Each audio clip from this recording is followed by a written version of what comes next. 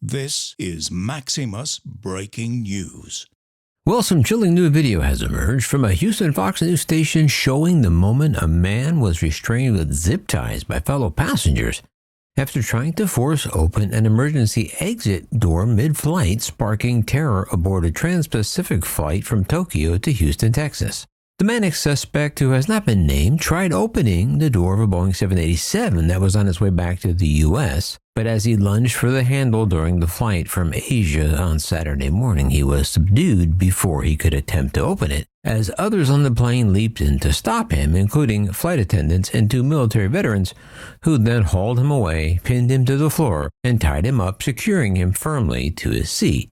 The terrifying incident occurred on All Nippon Airways flight NH114. The aircraft was just 3 hours from its destination when chaos erupted in the cabin, prompting the crew to carry out an emergency diversion to Seattle-Tacoma International Airport some 9 hours into the 12-hour journey.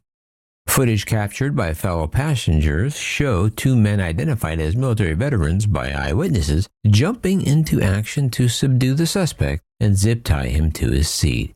According to the Daily Mail, the passenger had climbed over other rows before making his beeline for the exit door. He was then forcibly pulled back and tied down by the veterans in a dramatic scene. In the footage, audio can be heard of the military passengers telling the man how they are going to restrain him to the chair, saying, "You're not going to make it to that window," they warned him. Most of the other passengers had been asleep on the long-haul overnight flight when he made the sudden move. A passenger, Ashley, sitting nearby, said, "He got up in a hurry. I just assumed he was sick," and she filmed the incident and provided the footage to Fox 26. But then he went for the emergency exit, and then the two men jumped into action. They zip-tied him to the seats directly behind me. Ashley described the two men as calm and trained. One said he had served in the Navy, and the other had been in for a long time, though I didn't catch which branch, she said. However, they kept him restrained for over an hour until we landed. The captain made the decision to turn the plane back to Seattle and managed to get it on the ground within 45 minutes. However, there was still tension for the remainder of the flight.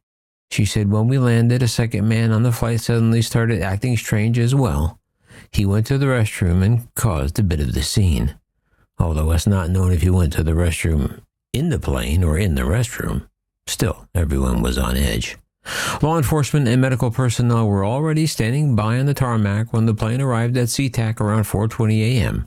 Upon landing, Seattle police officers boarded the aircraft, with audio capturing the moment officers prepared to remove the passenger, saying, "Once I take you out of your seat, we're going to escort you off the flight, okay?" As if he had a choice. Another saying, "If you try and fight us, force will be used against you," one officer can be heard saying. Well, that was very Seattle of them. Both the restrained man and the second passenger were escorted off the plane. Airport officials later confirmed that the primary suspect had experienced a medical episode. Oh, you think?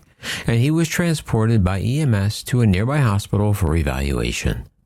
The Seattle airport confirmed the man was physically restrained while flying over Washington state. As of Saturday night, no charges had been announced, and the individual's identity and current condition still remain unknown. FlightAware confirmed the plane later resumed its route and landed in Houston at 12:15 p.m., about 4 hours behind schedule. However, airplane doors usually and generally cannot be opened in mid-flight because of air pressure differences between the inside and the outside of the cabin. However, crazy people don't understand this. And it's not fair to say crazy because a lot of people do have fears and manic episodes that they experience, so hope all is well with that gentleman and he gets the help that he needs.